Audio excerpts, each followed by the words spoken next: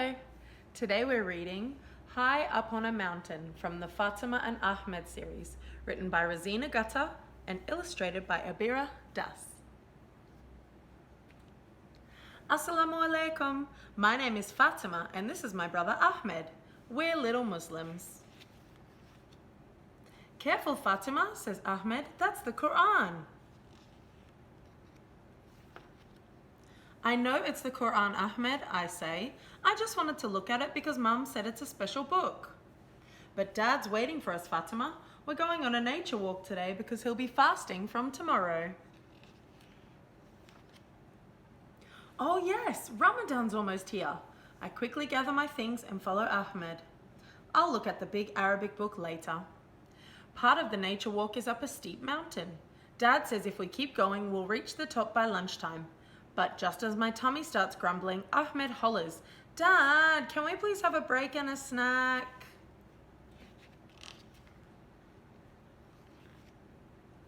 Our picnic spot is on a smooth grey rock under a beautiful big tree. After having a snack, Ahmed and I start exploring. We have a list of things to look out for today: birds, plants and butterflies. It's very quiet up in the mountain. There's no one else around and all we can hear are the birds chirping. Dad tells us that Prophet Muhammad used to often climb up a very high mountain and spend a lot of time alone in a cave. I wonder why. Climbing mountains can be exciting. You can see a lot from the top of a mountain, and when you're up there, you realize how small you actually are. People, cars, and even houses look as small as ants. I try looking for our house, but I can't tell which one it is. Prophet Muhammad used to climb the mountain so he could keep to himself and spend time reflecting, Ahmed tells me. He lived among people who didn't pray to Allah. They prayed to statues they carved themselves. But in his heart, the Prophet knew something was wrong with the way people prayed, so he used to keep his distance from them.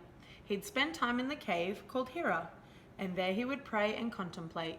It was in this cave that the first words of the Qur'an were given to him.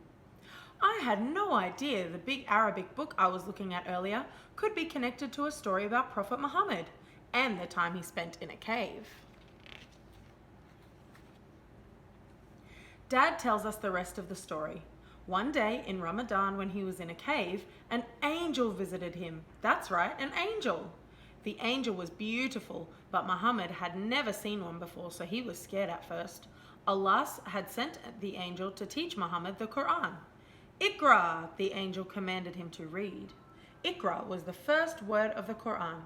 After that first visit, the angel visited Muhammad regularly for 23 years, and during that time, the whole Qur'an was revealed to him. He memorized every word, and so did some of his friends and family. Can you imagine memorizing the whole Qur'an, Ahmed? I wonder if we could do that.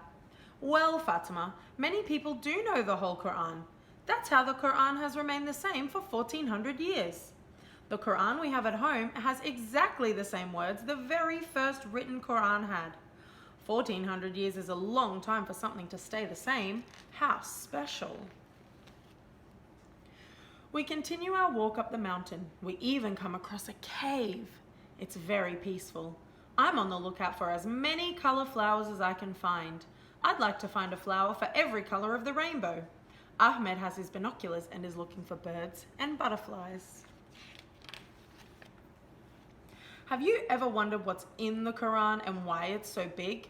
Ahmed tells me there are stories of other prophets and stories about people who were good and those who were bad too, so we can learn from their mistakes. There are explanations about animals, nature, and even the stars and planets. That's a lot of information to have in one book. We finally get back home and I can look at the big Arabic book again. It's heavy and has many pages. I love how the squiggly Arabic letters flow into each other. I recognize some of the letters I'm learning at the moment. Alif, Ba, Ta. Sometimes it gets confusing when I'm learning my letters. Is it confusing for you too? I only speak English at the moment, Ahmed.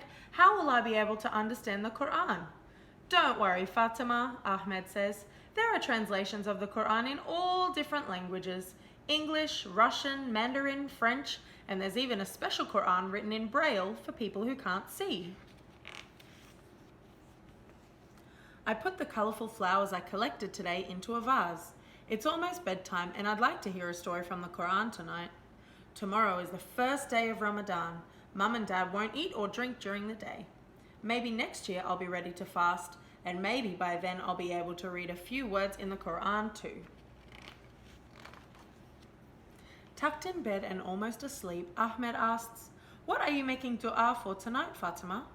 And I say, "I'd like to visit the actual cave where the angel first visited Muhammad, so I'm making dua for that. What about you?" Ahmed is almost asleep, but I think I hear him say, "Me too." And that's the end of this story. High Up on a Mountain, from the Faatimah and Ahmed series, written by Razeena Gutta and illustrated by Abira Das.